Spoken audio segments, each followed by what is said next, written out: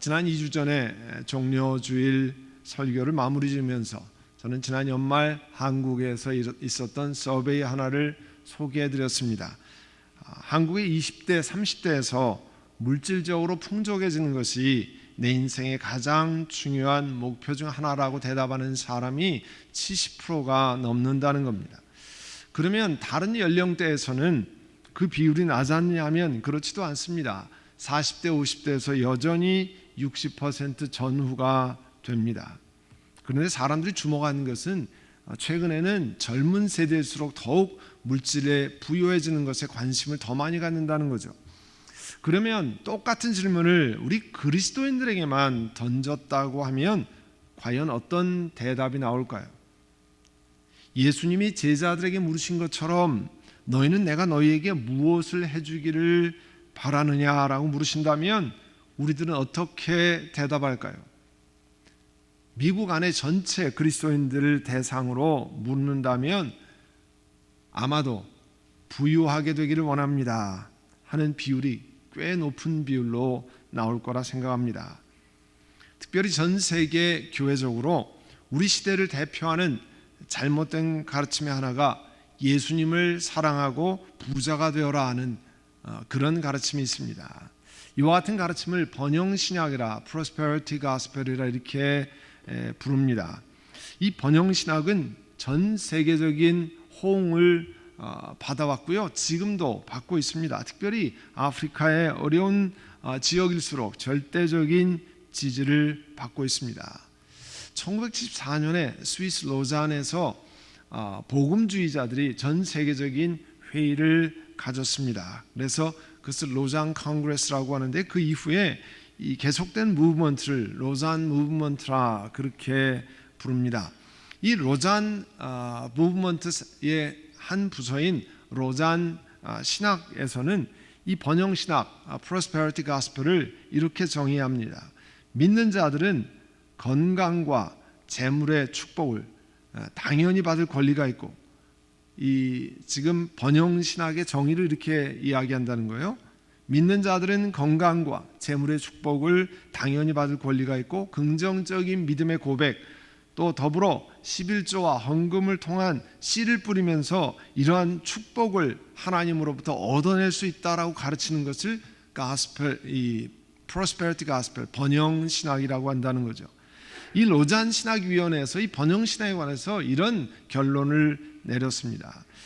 번영 신학을 전파하는 사람들의 가르침은 분명히 잘못되었고 성경의 가르침을 중대하게 훼손시키는 있다는 것과 또 이 번영 신학을 적용하는 데서 종종 비윤리적이고 또 주님과는 전혀 상반된 모습이 드러나고 있다는 것을 말했습니다. 수많은 교회의 목회 현장에 실제적인 피해를 주고 영적으로 건강하지 않은 영향을 남겼다는 거죠. 그리고 헛된 소망만 사람들에게 키워줬다는 거예요. 그리고 사람들이 영원한 구원, 영생을 얻을 수 있는지에 관한 바른 가르침으로부터 등을 돌리게 하는 결과까지 나왔다는 거예요. 이런 여러 가지 것을 고려해 볼 때 로잔 신학위원회에서는 번영 신학은 거짓된 가르침이라는 신중한 결론을 얻게 되었다고 얘기했습니다. 그래서 번영 신학은 이 성경적인 것을 가르치는 복음주의 신학, 이 비블리컬 이반젤리즘하고 함께 양립할 수 없다고 하는 것을 분명히 알려주기를 바란다 이렇게 이야기했습니다. 우리가 읽은 오늘 본문에도요, 이 재산에 관해서 관심이 많은 한 젊은이가 등장합니다. 누가복음에 의하면 지도자 혹은 관리라고 말했습니다. 17절에 오늘 읽은 17절의 말씀에 보면요, 이 사람이 예수님 앞에 달려와서 무릎을 꿇고 물었습니다. 그리고 선하신 선생님, 내가 영원한 생명을 얻으려면 무엇을 해야 됩니까? 이렇게 물어요. 예수님께서 이것에 관해 직접 대답을 주시지 않고 대신 19절에서 5계명부터 10계명까지 사람과의 관계가 주로 일어나는 그 계명을 물으십니다. 살인하지 말아라, 간음하지 말아라, 도적질하지 말아라, 거짓으로 증언하지 말아라, 속여서 빼앗지 말아라, 네 부모를 공경하라 하지 않았느냐. 이 질문에 이 젊은 지도자가 이렇게 대답했습니다. 선생님, 나는 어려서부터요 이거 다 지켰습니다. 이 대답만 떼어놓고 보면 이 친구 되게 교만하구나 이런 생각을 할 수 있죠. 어떻게 사람이 그렇게 다 지킬 수 있다라고 젊은 사람이 이렇게 얘기할 수 있을까? 그렇지만 21절에 예수님께서 그 사람을 눈여겨보시고 사랑스럽게 여기셨다는 말씀을 보면 그가 하는 대답은 단순히 교만하기 때문에 한 대답은 아닌 것을 알 수 있습니다. 이 그를 눈여겨보시고 그런 뜻은요, 그 영혼을 예수님이 응시하시고 사랑스럽게 그를 향해 말씀했다는 것을 이야기합니다. 다만 그 자신이 자기가 생각하기를 그렇게 나는 의로운 삶을 살았습니다, 그 확신이 찬 것을 그냥 대답했을 뿐입니다. 그때 예수님이 21절에 너에게 한 가지 부족한 것이 있는데 가서 네가 가진 것을 다 팔아서 가난한 사람들에게 주어라. 그리하면 내가 하늘에서 보화를 차지하게 될 것이다. 그리고 와서 나를 따르라 그랬어요. 이 젊은 지도자에게는요 충격적인 이야기였습니다. 이런 충격적인 명령을 예수님이 주신 이유가 있지요. 예수님이 명령이 내포하는 것은요, 그 사람이 자기의 재물이 가장 자기가 사랑하는 것이었다는 것을 암시하는 내용입니다. 그러니까 곧 이 젊은이가 이 재물이라고 하는 우상을 섬기고 있다고 하는 것을 말하고 있습니다. 그러니까 이 재물 때문에 이 마음과 목숨과 뜻과 정성을 다해서 하나님을 사랑하고 또 이웃을 사랑하는 것을 이루지 못하도록 재물이 막고 있다고 하는 것을 말하는 겁니다. 이 사람은요, 하나님 사랑하는 것보다 자신의 재물을 더 사랑했던 사람입니다. 하나님보다 재물을 더 신뢰했던 사람입니다. 그것을 아시고 예수님이 말씀하시는 거예요. 그래서 예수님은 이거를 내려놓으라고 말하는 거예요. 이 사람에겐 재물을 내려놓으라고 하는 거지만 또 다른 사람에겐 다른 것을, 아마 다른 사람이 와서 물었으면 다른 것을 내려놓으라고 했을 겁니다. 하나님보다 더 소중하게 여기는 자기의 꿈을 이루는 것이 소원인 사람은 그것을 내려놓으라고 얘기할 거고요, 다른 사람보다는 자기의 자녀가 하나님보다 더 앞서 있는 사람들에게는 그 자녀를 내려놓으라고 이야기하셨을 겁니다. 그리고 어떤 분들에게는 자신의 소중한 취미생활, 여가 생활을 포기해야 할 것으로 말씀하셨을 수도 있습니다. 22절에 보면요, 예수님이 주신 말씀 때문에 울상을 짓고 근심하면서 떠나갔다고 그랬어요. 그에게는 재산이 많았기 때문이라 그랬습니다. 이 사람이 명령을 듣고서 근심하면서 떠나갔다는 것을 보면 그가 사실은 진지한 사람인 걸 알 수 있어요. 예수님 앞에 나와서도 무릎 꿇고 여쭈어봤잖아요. 그런데 그것을 실천한 마음은 아직 없었습니다. 재산이 너무 많은 것이 원인이라고 성경은 말씀하고 있어요.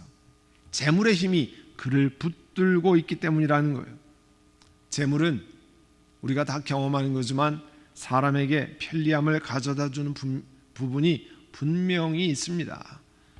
그렇지만 그 재물로 인해서 우리들이 하나님과 올바른 관계를 맺는 것을 막히면 사실은 그 재물은 하나님 앞에 나아가는 것을 막는, 영생의 길을 막는 중요한 방해꾼이 되는 겁니다. 이런 젊은 부자의 모습을 접하신 후에 23절에 보면 예수님께서 제자들을 둘러보셨습니다. 그리고 제자들이 이렇게 말씀하셨어요. 재산을 가진 사람은 하나님 나라에 들어가기가 참으로 어렵다. 그 말씀을 읽으면 이게 무슨 뜻이야? 이게 무슨 얘기인가? 예수님 시대의 종교 지도자들은요, 부자들이 소유한 이 재물은 하나님이 축복하신 거라고 생각했어요. 그래서 하늘나라에 들어가면 부자가 제일 들어가는데 어렵지 않게 들어간다고 생각했었습니다. 그런데 재산을 가진 사람, 부자가 하나님 나라에 들어가기가 참으로 어렵다라고 얘기하니까 너무 충격적인 이야기였죠. 24절에 보면 제자들이 놀랐다고 그랬습니다. 그래서 예수님이 그 놀란 표정을 보고 그들에게 또 말씀하셨어요. 이 사람들아, 하나님 나라에 들어가는 것은 참으로 어렵다. 부자가 들어가는 것이 어렵다는 이야기를 했습니다. 그리고 그 유명한 말씀 25절에 부자가 하나님 나라에 들어가는 것보다 낙타가 바늘기로 지나가는 것이 더 쉽다. 얘기만 하면요 불가능하다는 얘기 아니에요. 그죠? 낙타가 바늘기로 어떻게 가겠습니까? 삼성그룹의 회장이었던 이병철 씨가 타계하기 직전에 남겨놓았던 질문 중에도요 이 말씀을 가지고 이렇게 질문했습니다. 성경의 부자가 천국에 가는 것을 약대가 바늘구멍에 들어가는 것에 비유했는데 그러면 부자는 악인이란 말인가? 한국 최고의 부자로서 이 종교에 관해 생각한다면 마땅히 할 만한 질문이었습니다. 예수님 말씀에는 부자는 악인이고 가난한 사람은 의인이라 이렇게 말씀하신 적이 없죠.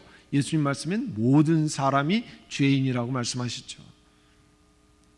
다만 오늘 예수님 말씀하신 것은 부자가 가진 재물 의지에서 하나님 나라에 들어갈 수는 없다고 하는 것을, 불가능하다고 하는 것을 말씀하고 있습니다. 그러니까 제자들이 더욱 놀랐어요. 그렇다면 누가 구원을 받을 수 있습니까?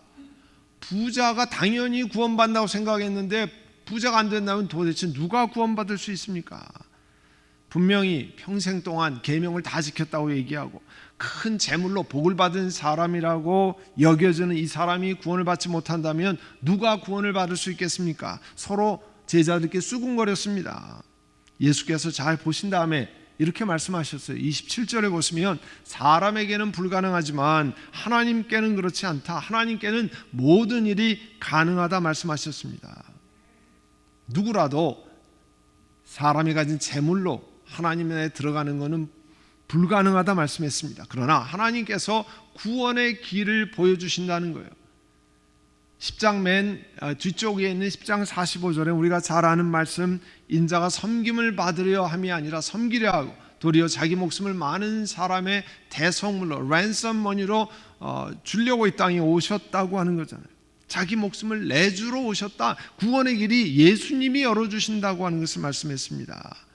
그 얘기 들으니까요 베드로가 또 제자들을 대표해서 이렇게 얘기했습니다. 보십시오, 저와 우리 제자들은 모든 것 다 버리고 선생님을 따라왔습니다. 그렇게 고백했어요. 근데 베드로의 모습을 이 복음서에서 마가복음이나 혹은 요한복음이나 이런 복음서에 보면요 예수님께서 베드로의 집에 가셨다는 얘기가 나와요. 그리고 여러 가지 정황을 봐서 예수님을 따랐지만 그 고깃배는 아직 그 베드로가 가진 것으로 보입니다.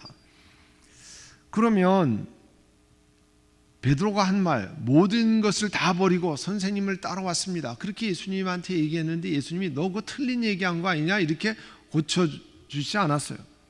아마 그런 것으로 보아서 베드로가 한 말을 부인하지 않은 것으로 보아서 하나님을 최우선으로 신뢰하는 것에 대해서 방해하는 것을 포기하라는 의미로 이 제자가 우리가 모든 것을 버리고 주님을 쫓았습니다. 그런 뜻으로 보여집니다. 그러면 이 말씀을 보면서 우리들에게는 이 말씀이 어떤 뜻이냐 하는 거예요. 번영신학의 가르침을 요약하면 뭐라 그랬죠? 예수님 사랑하고 부자가 되어라. 이 말씀이 성경적인 올바른 가르침이 아니라고 하면 그러면 그리스도인들에게 주신 재물이라는 것은 도대체 무엇을 위한 것이냐 하는 거예요. 그런 질문이 우리에게 남습니다. 누가복음 12장 15절에 보시면 사람들에게 이렇게 말씀하셨어요. 너희는 조심하여 온갖 탐욕을 멀리하여라. 재산이 차고 넘치더라도 사람의 생명은 거기에 달려있지 않다. 재산이 아무리 많아도 생명이 거기에 있지 않다는 거예요. 복음주의 신학자였던 존 스토트가 제자도라는 책에서 이렇게 말합니다. 부와 재물은 사람에게 허영, 거짓 안전감을 가져다주고 재물이 많으니까 내가 안전하구나, 괜찮구나 이런 거짓 안정감을 가져다주고 또 약한 자를 억압하고 궁핍한 자들의 고통에 무관심하게 만들기 때문에 위험한 거라는 거예요. 그래서 예수님께서 부자가 하나님 나라에 들어가기가 어렵다고 하신 것을 말하고 있다는 거죠. 하나님은 그리스도인들에게 많은 사람들이 부자가 되려고 하는 삶을 향해서 달려가고 있지만 오히려 하나님은 부의 유혹에서 벗어나라고 가르칩니다. 대신에 하나님이 주신 재물의 목적, 재물을 왜 주셨느냐를 제대로 깨달으라고 말씀하는 겁니다. 디모데전서 6장 17절에 이 세상의 부자들에게 명령하여 교만해지지 말고 덧없는 재물에, 믿을 수 없는 재물이라는, 오늘 있지만 내일 다 사라지고 그런 믿을 수 없는 재물에다 소망을 두지 말고 오직 우리에게 모든 것을 풍성히 주셔서 즐기게 하시는, 잘 사용하게 하시는 하나님께 소망을 두라고 말씀합니다. 또 선을 행하고 좋은 일을 많이 하고 아낌없이 베풀고 즐겨 나누어 주라고 하십시오. 디모데전서에 말씀합니다. 이 말씀들은요, 우리 그리스도인들에게 재물은 하나님께 주신 선하신 목적을 성취하기 위해서 우리에게 하나님이 맡겨주신 하나님의 자원, 하나님의 리소스라고 하는 것을 가르쳐 주시는 거예요. 그러니까 우리들에게 하나님 주신 재물을 가지고 나누는 삶을 살라는 거죠. 하나님 우리에게 맡겨주신 하나님의 리소스라는 거예요, 재물이. 그래서 존 스tott 신부는 단순한 삶에 관한 복음지 언약을 그 책에서 인용하고 있습니다. 우리는 가난하고 억압받는 사람들에 대해서 알아가고 그들로부터 불의의 문제에 관해서 배우고 그들의 고통을 덜어주기 위해서 노력하고 정기적으로 그 가난한 사람, 억압받는 사람을 위해서 기도하기로 결단해야 한다는 거죠. 그리스도인은 혼자 혹은 한 가정이 하나님이 우리에게 주신 재물을 어떻게 적절히 어려운 사람, 억압받는 사람과 나눌 것인가를 찾아가는 것은 참으로 어렵습니다. 그래서 교회가 이 긍휼사역부 Mercy Ministry를 운영하고 함께 어려운 사람들을 도우려고 하는 이유입니다. 작년에도 우리 교우들이 함께 드리는 헌금에서 긍휼사역부를 통해서 가난한 나라의 다른 나라의 사람들을 도왔고요, 미국 안에 어려운 사역을, 사람들을 돕는 그 사역들을 도와왔습니다. 최근에는 이상 한파가 이 텍사스에 몰려왔잖아요. 그래서 수도 파이프들이 얼어서 터지고 물난리가 나고 굉장하지 않았어요? 그 중에서 우리 ECO 자매 교회들 교회 두 교회가 이 수도 파이프들이 얼어서 온 교회가 물바다가 됐습니다. 그래서 다 뜯어내고 지금 수리 중에 있는데 그 교회를 돕는 구제헌금으로 여러분들이 있는 헌금을 보냈습니다. 또 작년에 우리가 사랑의 헌금을 추가로 하나님 앞에 드렸잖아요. 배고픈 제3세계 사람들의 식량 해결을 도왔습니다. 우리 교회는 그 일을 잘 감당하고 있는 샬롬 장애인 선교회 작년에 사랑의 양식 보내기 사역을 통해서 그 제3세계 배고픈 사람들을 도왔습니다. 그 영상 일부를 잠깐 보도록 하겠습니다.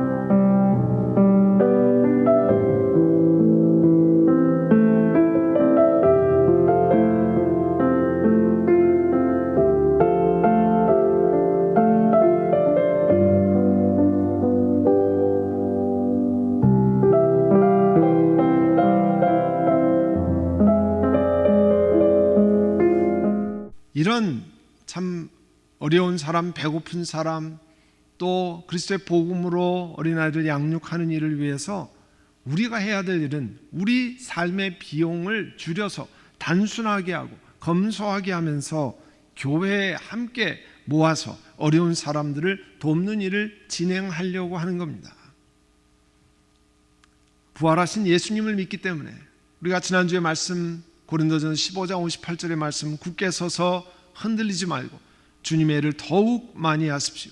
여러분이 아는 대로 여러분의 수고가 주님 안에서 헛되지 않습니다. In the Lord your labor is not in vain. 여러분의 수고가 헛되지 않은 줄을 우리 주님께서 아신다라고 말씀하잖아요. 고린도 교회에게 사도 바울께서 권면하실 때 어려운 사람들을 돕는 이야기를 고린도후서 8장 9장에 걸쳐서 하셨습니다. 고린도후서 9장 8절에 보면 하나님께서 여러분에게 온갖 은혜가 넘치게 하실 수 있습니다. 그러므로 여러분은 모든 일에 언제나 쓸 것을 넉넉하게 가지게 되어서 온갖 선한 일을 하실 수 있습니다. 그렇게 말씀하고 있어요. 저는 이런 생각을 오랫동안 기도하면서 해왔습니다. 우리 한인 그리스도인들이 미국 그리스도인들에게 본받을 점이 하나 있다는 거예요. 그들은 이 땅의 삶을 끝내면서 하나님 나라에 입성하면서 자신들의 재산을 선교하는 일, 구제하는 일, 교육하는 일을 위해서 교회에 드리는 일을 오랫동안 해왔습니다. 우리들도 이 땅에서 이민자로 살지만 하나님의 은혜로 살아가고 있습니다. 그런데 하나님 앞에 인생의 종말을 향해 나아가는 그리스도인으로 우리에게 허락하신 재산, 우리에게 허락하신 물질을 어떻게 하는 것이 하나님을 기쁘시게 하는 것인가를 기도하며 숙고하시기를 여러분에게 권면드립니다. 자녀들에게 재산을 물려줄 수 있습니다. 특별한 이유가 있는 경우에 모든 재산을 사랑하는 자녀들에게 남겨줄 수 있습니다. 그러나 오늘 하나님의 말씀을 통해 들으신 것처럼 우리에게 허락해 주신 재물이 하나님의 특별한 목적을 수행하는 하나님의 자원이라는 것을 생각하면 생각을 달리해야 합니다. 하나님의 나라 입성하면서 이 땅에 주신 보화를 주의 나라를 위해서 사용하실 수 있는 길을 좀 생각해 보아야 합니다. 자녀에게 여러분이 가지신 재물을 일정 비율 자녀들에게 남겨주는 것도 아름답습니다. 그러나 일정한 비율을 정해서 주의 나라를 위한 것, 하나님의 선교를 위한 것, 어려운 사람을 돕는 것, 그리고 또 자녀를 위해서 이렇게 비율을 좀 맞춰서 고려하는 것이 좋습니다. 우리 선한목자교회에서 한 가정이 하늘나라 가시기 전에 준비해왔던 연금 8만 불을 교회에 헌금하셨습니다. 제가 지난 17년을 우리 교회를 섬기는 동안 처음 있는 일이었습니다. 그 헌금으로 우리 교회는 Good Shepherd Education Fund, 선한목자 교육기금이라는 기금을 따로 만들었습니다. 앞으로 교육과 장학에 관한 것에 쓸 수 있도록 하려고 합니다. 이렇게 교육을 위해서, 선교를 위해서, 구제를 위해서 여러분들 기도하시면서 하나님 앞에 여러분이 일생 동안 이민자로 모으고 애썼던 그런 재물들을 하나님 앞에 어떻게 드리고 갈 것인가를 생각하며 기도하시기를 바랍니다. 고린도후서 9장 10절에 심는 사람에게 심을 씨와 먹을 양식을 공급하여 주시는 하나님께서 여러분에게도 씨를 마련해 주시고 그것을 여러 갑절로 늘려주시고 여러분의 의의 열매를 증가시켜 주실 것입니다. 하나님께서 말씀하셨어요. 그리고 9장 12절에는 여러분이 수행하는 이 봉사일은 성도들의 궁핍을 채워줄 뿐 아니라 많은 사람들로 하여금 하나님께 감사를 넘치게 드릴 것입니다. 이 봉사의 결과로 그들은 하나님께 영광을 돌릴 것입니다 말씀하고 있습니다. 그것은 여러분이 하나님께 순종하여 그리스도의 복음을 고백하고 또 그들과 모든 다른 사람들에게 너그럽게 도움을 보낸다는 사실이 입증되었기 때문입니다 말씀하고 있어요. 사랑하는 성도 여러분, 하나님 우리에게 많은 은혜를 주셨습니다. 이 땅에서 이민자로 수고하고 땀 흘리게 하셨습니다. 그리고 집을 마련하고 비즈니스를 운영하고 여러 가지 은퇴 자금을 또 모으도록 그렇게 하셨습니다. 하나님 앞에 그와 같은 것들을 이제 놓고 하나님 나라에 입성할 때 그것을 어떻게 하나님 앞에 사용할 것인가, 그런 것들을 하나님 앞에 기도하고 하는 것도 중요한 하나님의 자녀가 해야 할 일입니다. 오늘 어떻게 하면 영생을 얻겠습니까? 예수님 앞에 물으러 왔을 때 영생을 얻는 길을 가르쳐주신 그 가르침에 응답하지 못하고 고민하며 갔던 젊은 이 부자와 같이 되지 않기를 원합니다. 물질이, 내 소원이, 내 자녀가, 내 취미 생활이, 내 원하는 것이 하나님보다 위에 있는 그런 길로 가지 않기를 간절히 소원합니다. 이 시간 오늘 들은 말씀을 기억하고 우리 묵상으로 기도하겠습니다. 하나님, 내 삶을 다시 돌아보기를 원합니다. 하나님이 내게 주시는 물질이 어떤 뜻을 가지는가 다시 한번 생각하기를 원합니다. 우리 한번 하나님 앞에 같이 묵상으로 기도하면서 하나님 앞에 나아가도록 하겠습니다. 사랑하는 주님, 우리 주님께서 말씀하십니다. 하나님이 우리에게, 저희들에게 허락하신 여러 가지 재물, 물질, 그것으로 인해서 교만해지지 말고 덧없는 재물에, 믿을 수 없는 재물에 소망을 두지 말고 오직 우리에게 모든 것을 풍성히 주셔서 잘 사용하게 하시는 하나님께 소망을 두라고 말씀하십니다. 그리고 하나님이 주시는 그 자원을 통해서 선을 행하고 좋은 일을 많이 하고 아낌없이 베풀고 즐겨 나누라고 하신 말씀 우리 마음에 새기고 개인적으로, 교회적으로, 가정이 이 말씀을 실천하며 살아가는 은혜를 허락하여 주시옵소서. 우리 주님께서 우리를 영원히 사는 길을 만들어 주셨습니다. 이제 주 앞에 그리스도의 제자로 따르면서 주님이 기뻐하시는 삶이 무엇인지 살펴보는 저희를 되게 하옵소서. 예수님의 이름으로 기도드립니다. 아멘.